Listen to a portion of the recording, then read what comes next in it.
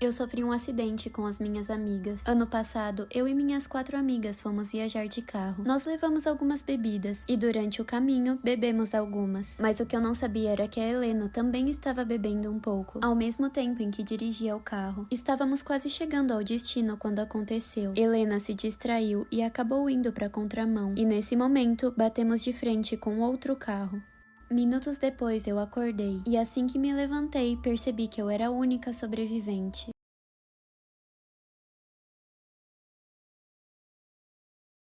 Eu me senti culpada, já que havia sido eu quem deu a ideia de levarmos as bebidas.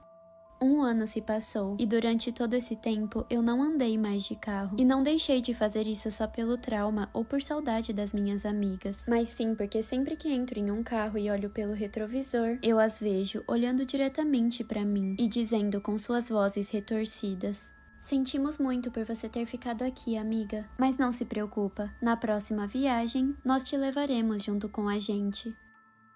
Eu não aguento mais minha namorada. Nós sempre brigamos e ela reclama de tudo que eu faço. A situação estava tão ruim que eu falei que iria terminar várias vezes, mas ela não permitia, dizendo que se eu fizesse isso, ela iria dizer coisas horríveis sobre mim para as outras pessoas e que isso acabaria com a minha vida. E infelizmente isso era verdade. Ela tinha mais amigos do que eu e todos confiavam mais nela do que em mim. Por isso não consegui deixá-la, mesmo não aguentando mais. Eu vi meu namorado me traindo. Ontem eu saí mais cedo do trabalho e assim que cheguei em casa, vi meu namorado com outra mulher. Ele nem me viu entrando, então saí devagar para ele não me ver e fui passar a noite na casa da minha amiga. Assim que cheguei no dia seguinte, ele começou a gritar comigo, dizendo que eu não deveria ter passado a noite fora. Eu fui dormir na casa da Bia, eu precisava de um tempo. Para de mentir, eu sei que você tava me traindo. Eu não te traí. Você acha que eu não sei? Se passou a noite inteira fora é porque estava com alguém. Sai agora da minha casa, eu nunca mais quero te ver. Eu fiquei tão nervosa com aquilo que decidi fazer exatamente o que ele havia me pedido. Muito tempo se passou e meu namorado está ainda mais bravo comigo. Agora ele só fica me ignorando toda hora. Eu não entendi o porquê dele ter ficado tão bravo. Será que é porque eu arranquei os olhos dele sem anestesia? Eu acho que não. Afinal, eu só fiz o que ele me pediu. Agora ele nunca mais vai me ver. Eu não gosto de dormir com as janelas abertas. Desde quando eu era criança, eu fecho as janelas para dormir. Mesmo quando está muito calor, eu não consigo deixá-las abertas. O vento me irrita muito, principalmente quando estou dormindo.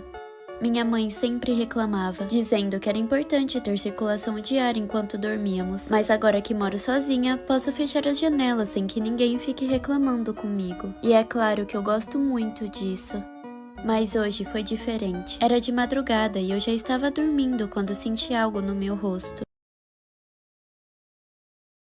Era uma brisa quente, típica do verão que estava fazendo, que batia no meu rosto em pequenos intervalos. Mesmo não conseguindo enxergar por causa do escuro, eu imaginei que tinha me esquecido de fechar as janelas. Mas quando fui me levantar, me lembrei que na verdade eu estava virada pro lado da parede e não pro lado da janela. E foi nesse momento que eu percebi que o que batia no meu rosto não era a brisa de verão, mas sim a respiração de alguém ou de algo. A pior coisa que pode acontecer com uma mãe é perder um filho. Eu tenho 2 filhos, um de 7 anos e um de 8 meses. Eles são tudo pra mim e não existe nada nesse mundo que seja mais importante do que eles. Mas infelizmente, uma coisa muito ruim aconteceu.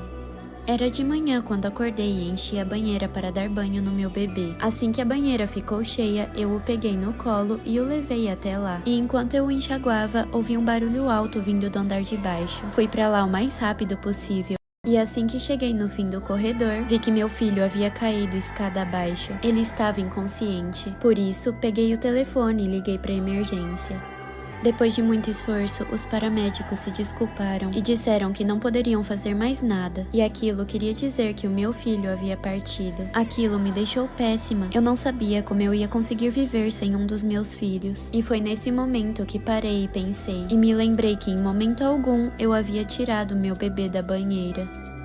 Todos os dias, quando entro na internet, o mesmo histórico aparece na minha barra de pesquisas. Como esconder um corpo. E eu tenho certeza que o responsável por essa busca é o meu marido.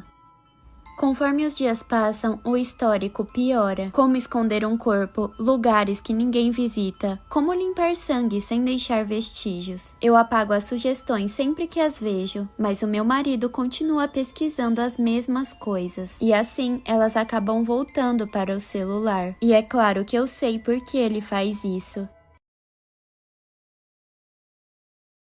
Eu sempre pego o celular já sabendo o que vou encontrar. Como esconder um corpo, lugares que ninguém visita, como limpar sangue sem deixar vestígios. Qual é a pena por assassinato? E eu sempre apago esses históricos, todos os dias, exatamente como fiz há 2 anos atrás. Mas não adianta, meu marido continua colocando aquelas sugestões na minha barra de pesquisa. Parece que ele ainda não superou o fato de que eu o matei. Meu namorado foi viajar. No começo, não gostei da ideia dele ir sem mim, mas ele me disse várias vezes que era uma viagem entre irmãos e que eu os atrapalharia se fosse. Ele nunca foi muito gentil comigo, mas eu confiava nele, por isso não me preocupei mais. O irmão dele era bem legal. Durante a viagem, me ligou várias vezes para dizer que estava tudo bem, coisa que meu namorado não fez nenhuma vez. Uma semana se passou e já era dia deles voltarem, mas logo de manhã recebi uma ligação dizendo que meu namorado e seu irmão haviam sofrido um acidente de carro e que apenas um havia sobrevivido.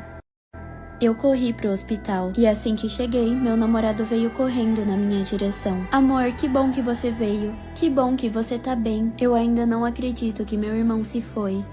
Os dias passaram e meu namorado começou a agir de forma diferente. Era carinhoso comigo e me dava muitos presentes. Eu até que entendia, o acidente deve ter mexido com ele. Afinal, não deve ser fácil perder um irmão gêmeo. Todos nós subimos as escadas correndo, mas era tarde demais. O forno havia pegado fogo e as chamas estavam crescendo cada vez mais, até que uma faísca atingiu o cano de gás, e foi isso que causou a explosão.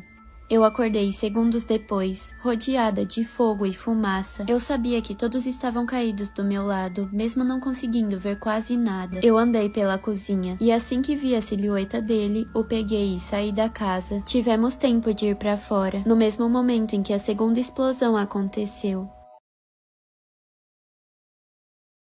Eu perdi muitas coisas naquela noite, mas pelo menos eu havia conseguido salvar o meu filho. Pelo menos era isso que eu achava, porque assim que eu olhei pra ele, percebi que algo estava errado. Aquele não era o meu filho. Eu havia salvado a criança errada.